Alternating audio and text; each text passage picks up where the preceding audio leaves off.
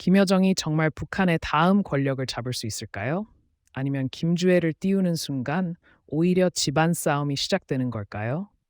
북한 권력 이야기가 늘 무서운 이유는 그게 단순한 정치 뉴스가 아니라 거의 왕조 드라마처럼 흘러가기 때문입니다. 그런데 여기서 진짜 놀라운 게 있습니다. 북한은 겉으로는 공화국이지만 실제로는 혈통과 충성, 그리고 공포가 섞인 세습 체제로 굴러가고 있다는 점입니다. 국제 위기 그룹 같은 주요 국제 싱크탱크들도 북한의 권력 구조를 김씨 일가에 대한 절대적 충성에 기반한 1인 지배 체제로 분석해 왔는데요. 이 구조에서는 누가 공식 직함을 가졌는지보다 김정은이 누구를 얼마나 신뢰하느냐가 훨씬 중요합니다. 그래서 김여정은 늘 특별한 인물입니다. 단순한 여동생이 아니라 대외 메시지를 대신 던지고 내부 분위기를 조율하는 가장 가까운 정치적 동반자에 가깝습니다.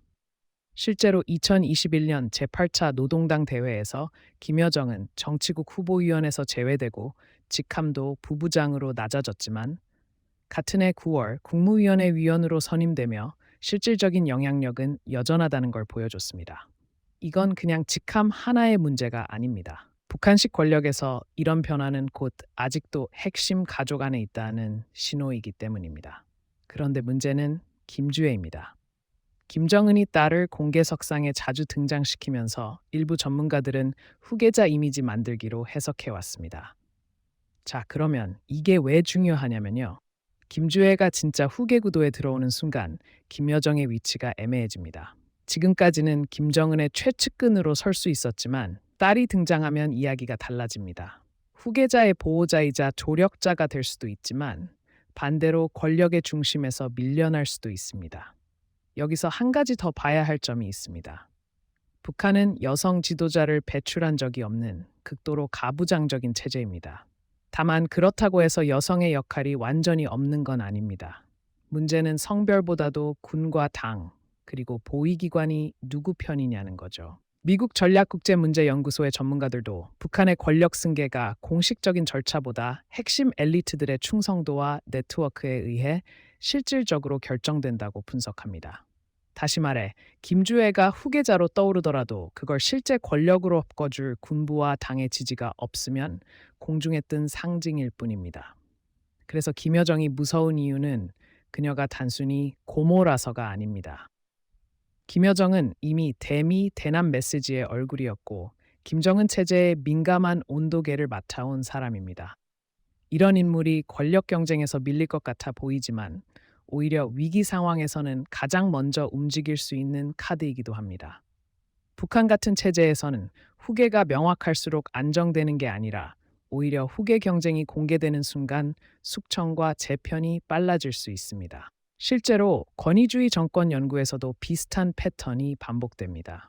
가문 기반의 권력 승계가 공식 제도보다 사적 충성에 의존할수록 후계 구도가 가시화되는 과정에서 내부 엘리트 간 충돌 위험이 커진다는 거죠. 북한이 딱 그 구조입니다. 법이 아니라 가족, 절차가 아니라 충성, 그리고 안정이 아니라 불안 위에서 굴러가는 체제인 겁니다. 그래서 김여정과 김주애의 관계는 단순한 고모 대 조카 구도가 아닙니다. 한쪽은 이미 검증된 정치적 실행자이고 다른 한쪽은 미래를 상징하는 얼굴입니다. 지금 북한은 그 둘을 동시에 띄우며 체제의 연속성과 신선함을 함께 보여주려는 듯합니다. 하지만 그런 균형은 오래가기 어렵습니다. 상징이 힘이 되는 순간 누군가는 반드시 그림자 속으로 밀려나야 하니까요. 결국 북한 권력의 진짜 민낯은 화려한 군사 퍼레이드나 딱딱한 연설문에 있지 않습니다. 오히려 가족 안에서 누가 살아남고 누가 밀려나고 누가 다음 얼굴이 될지를 둘러싼 보이지 않는 긴장 속에 있습니다. 김여정이든 김주애든 그 싸움의 중심에는 늘 한 가지가 있습니다. 북한에서는 권력이 제도가 아니라 혈통 위에 놓여 있다는 사실입니다. 그리고 그 혈통 정치가 계속되는 한 평양의 조용한 미소 뒤에는 언제나 차가운 계산이 숨어 있게 됩니다.